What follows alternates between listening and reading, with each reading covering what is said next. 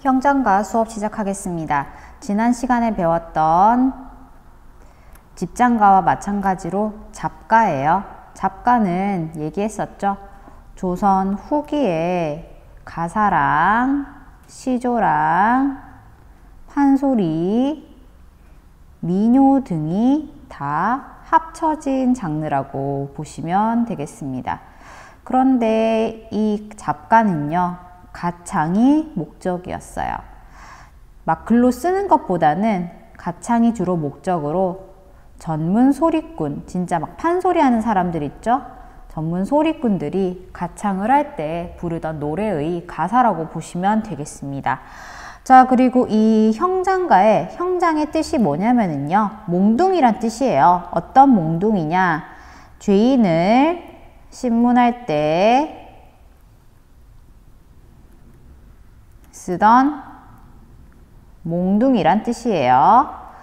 자, 그리고 이 형장가는요, 또 지난 시간에 배웠던 집장가랑 마찬가지로 춘향전 아시죠? 고전소설 춘향전과 관련된 노래입니다. 춘향전에서 춘향이가 변사또의 수청을 거절하고 매질당하고 옥에 갇혀서 신세한탄하는 내용이에요. 매질당하고 옥에 갇힌 춘향의 신세한탄에 대한 노래 되겠습니다. 자, 한 줄 한 줄 살펴보도록 할게요. 자, 형장, 태장, 삼모진, 도리매로. 형장, 방금 얘기했죠. 죄인을 신문할 때 쓰는 몽둥이라고 했어요. 이 장자가 몽둥이 장자예요. 형자가 그 형벌할 때 그 형자고, 태장은 볼기, 엉덩이를 치는 몽둥이에요. 사극에서 많이 보셨죠? 삼모진이라는 뜻은 삼각형 모양으로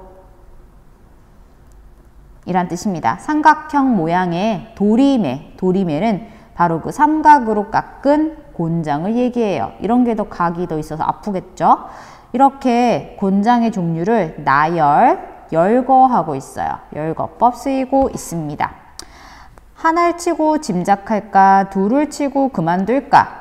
이게 그냥 문맥상 곤장을 맞는 춘향의 사정은 헤아리지만 그만두지도 않겠다. 둘을 치고 그만두겠어? 계속 치지. 뭐 이런 말이에요. 서리법으로 계속 매를 때리는 상황이에요. 계속 곤장을 치는 상황. 30도에 30번의 맹장하니 볼기를 몹시 때리니. 그 맹자가 그 맹렬하다 할 때 그 맹자입니다. 일촌간장 다 녹는다. 일촌간장은 일촌이 요 엄지손가락 한마디 정도의 길인데 그 정도의 그런 간장 그 내장이 다 녹는다. 아무튼 굉장히 뭐 내장이 막 녹을 정도로 애타는 마음이란 뜻이에요. 자, 이거는 누구의 마음이냐? 구경꾼의 마음입니다. 춘향이가 매맞는 걸 바라보는 구경꾼의 마음을 표현한 부분이에요. 걸렸구나.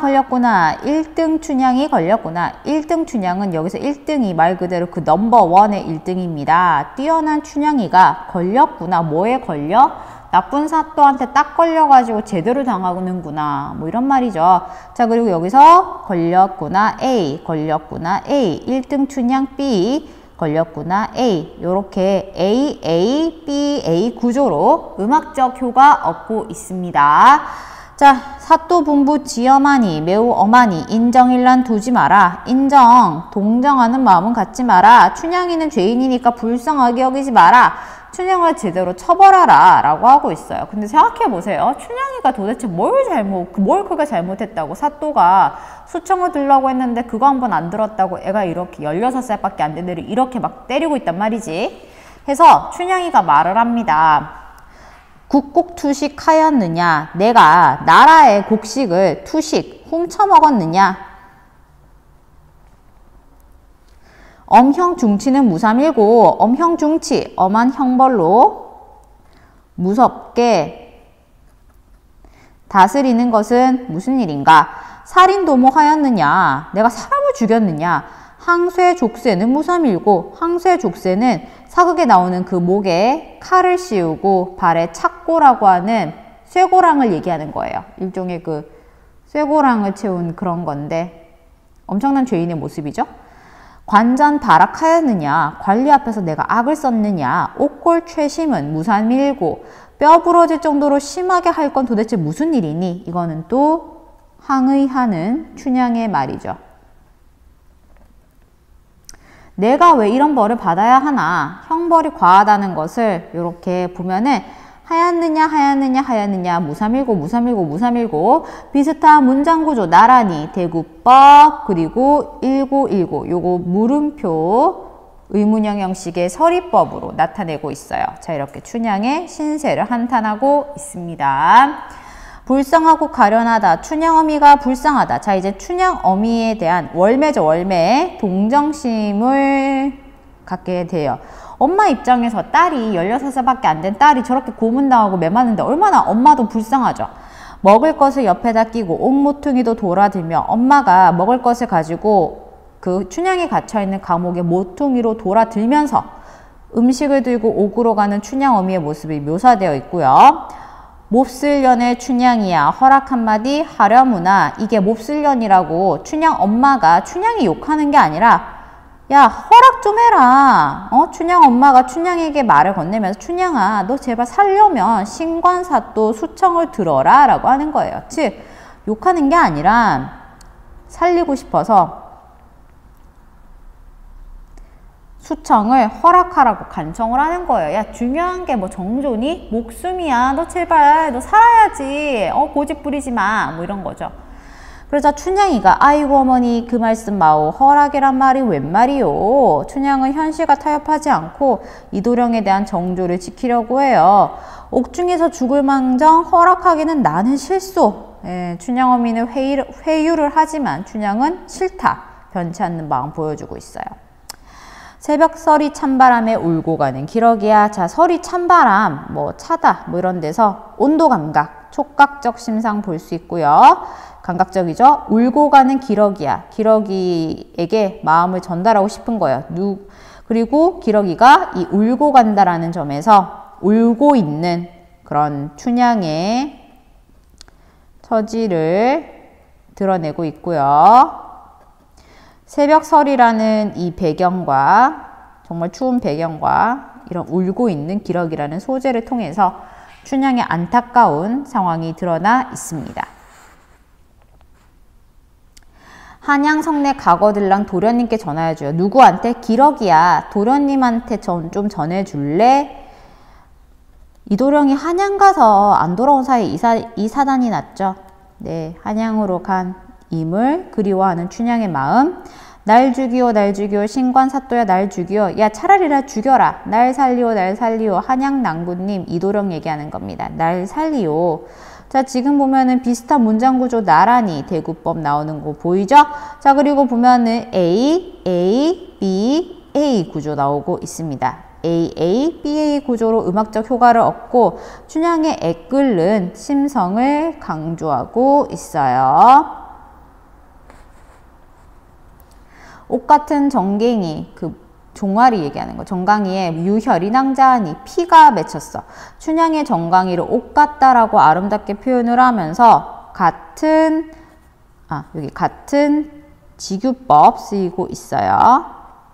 그리고 옥색과 이 혈, 이 흰색과 빨간색의 색채 이미지를 사용을 해서 춘향의 고통을 표현하고 있어요. 속절없이 나 죽겠네.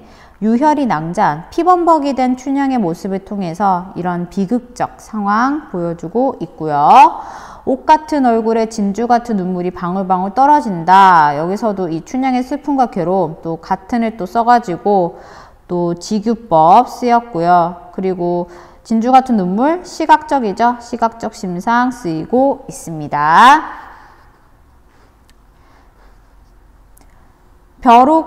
석벽 강상 찬바람은 살 쏘듯이 들이불고. 자, 석벽 강상은 강가의 언덕에 있는 바위란 뜻이고 석벽 이 돌로 된 언덕벽이란 뜻이고 강상, 강위. 찬바람은 살 쏘듯이 들이불고 찬바람이 아주 화살을 쏘듯이 불이 분다.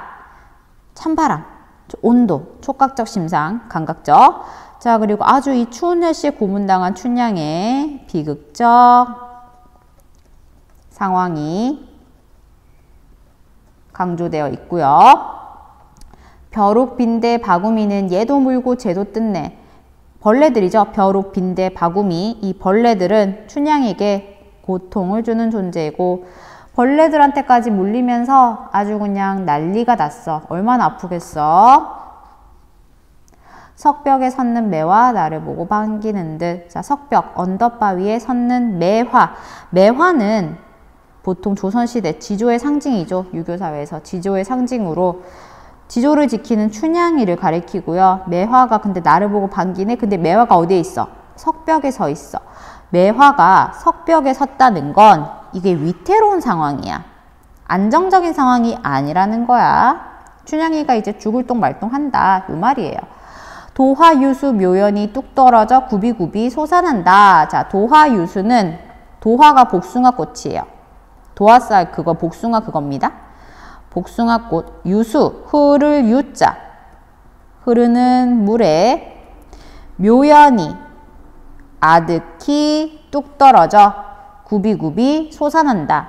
떨어진 매화가 물결 위에 솟아난다는 것은 이 이몽룡, 이도령을 향한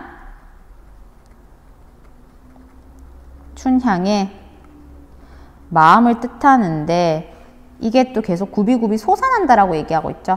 형벌을 받아도 계속 이도령을 생각하는 춘향의 절개를 상징하는 부분이라고 할 수 있겠습니다. 자, 해제 볼게요. 자, 이 작품은 앞에 배웠던 집장가랑 마찬가지로 경기 12잡가. 경기도에서 유명한 12개 잡가 중에 하나예요. 춘향가 중에서 춘향이 매를 맞고 옥에 갇혀 신세를 한탄하는 대목을 엮은 거예요. 형장가라는 제목에서도 알 수 있듯이 형장이 뭐라 그랬어요? 몽둥이라고 그랬죠. 매질을 당하고도 신관사또의 수청을 거부하며 옥에 갇힌 춘향의 말이 중심이 돼요. 춘향은 자신에겐 잘못이 없음을 강조하며, 그쵸? 내가 뭐 굳고 투식하였느냐? 내가 뭐 나라 뭐 곡식을 훔쳐먹었니? 뭐 이러면서 신세를 한탄하는데, 춘향의 말뿐만 아니라 춘향 어미의 말도 나타나 있죠. 몹쓸년의 춘향아, 허락 한번 하려무나. 야, 너 진짜 살려면 허락 좀 해. 너가 살아야지. 이런 말도 나타났고, 또한 춘향이 자신의 처지와 상황을 막 매화라던가 뭐 이런 데 빗대어 표현한 부분이 덧붙여져 있어요. 주제, 갖은 고초.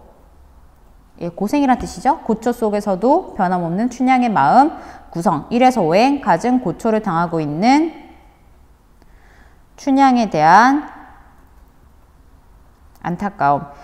이거 막 구경꾼의 말 나오고 그랬죠. 6에서 8행, 춘향의 신사한탄. 내가 왜 이런 일을 당하는지 모르겠다. 이런 거 나왔고, 뭐 내가 뭐 나라 곡식을 훔쳐먹었니? 사람을 죽였니? 내가 관리 앞에서 뭐 악을 썼니? 뭐 이러면서. 9에서 14행, 춘향 어미의 회유, 허락 한번 하려무나 회유와 어머니 정말 싫어요. 춘향이 편치 않는 마음 나왔고, 14에서 23행은 춘향이 신세를 한탄하며 석벽에 빈 매화처럼 물 위에 솟아나는 도화처럼 이몽룡을 그리워하는 내용 다뤄지고 있었습니다. 끝.